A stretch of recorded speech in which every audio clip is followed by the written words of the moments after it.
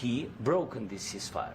He killed our people, and he didn't exchange prisoners. We signed the exchange of prisoners, but he didn't do it.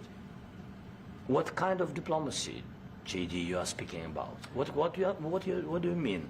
I'm talking about the kind of diplomacy that's going to end the destruction of your country. Yes, but if you Mr. President, with respect, I think it's disrespectful for you to come into the Oval Office and try to litigate this in front of the American media. Right now, you guys are going around and forcing conscripts to the front lines because you have manpower problems. You should be thanking the President for trying to bring an end to this conflict. Have you ever been to Ukraine that you say what problems we have?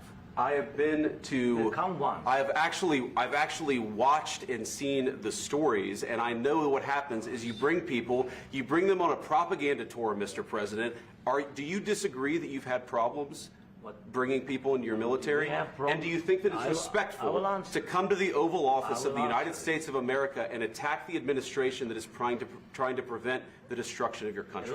A lot of questions. Let's start from the beginning. Sure. First of all, during the war, everybody has problems, even you, but you have nice ocean and don't feel now, but you will feel it in the future. God bless. You don't know that. God bless. God bless. You will not have a war. Don't tell us what we're going to feel. We're trying to solve a problem. Don't tell us what we're going to feel. I'm not telling you. Because you're in no position to dictate that. That's Remember exactly this. You're in no position to dictate what we're going to feel. We're going to feel very good. You will feel influence. We're going to feel very good and very strong. You will feel influence. You're right now not in a very good position. You've allowed yourself to be in a very bad position, and he happens to be right about it. From the very beginning of the war. You're not in a good position. You don't have the cards right now. With us, you start having cards. But right now, you don't. You're playing cards.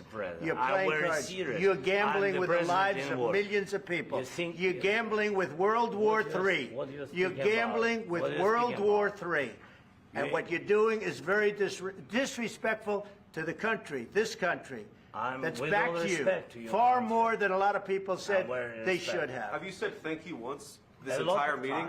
No, in this entire meeting, have you said thank you? You went to Pennsylvania and campaigned for the opposition in October. Offer some words of appreciation for the United States of America and the president who's trying to save your country.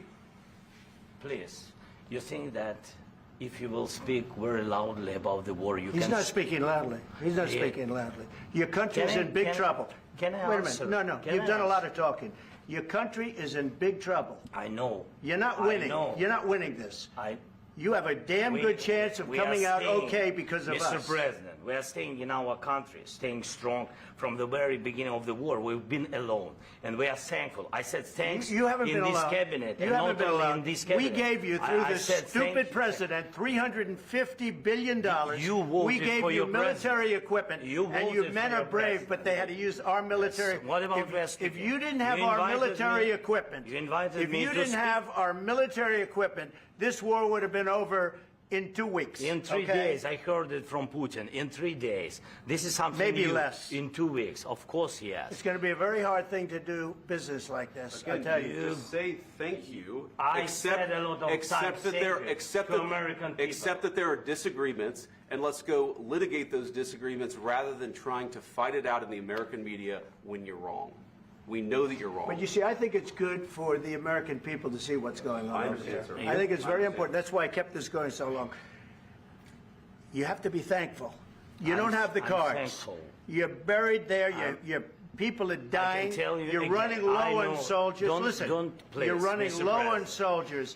It would be a damn good thing. And then you tell us, I don't want a ceasefire. I don't want a ceasefire. I want to go, and I want this. Look.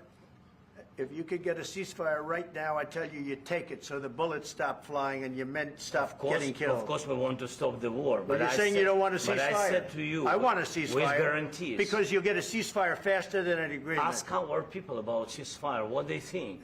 That wasn't with me. That wasn't with me. That was with a guy named Biden, who was not a smart person. That was with Obama. It was your president. Excuse me. That was with Obama, who gave you sheets, and I gave you javelins. Yes. I gave you the javelins to take out all those tanks. Obama gave you sheets. In fact, the statement is Obama gave sheets and Trump gave javelins. You got to be more thankful, because let me tell you, you don't have the cards. With us, you have the cards. But without us, you don't have any cards. One more question.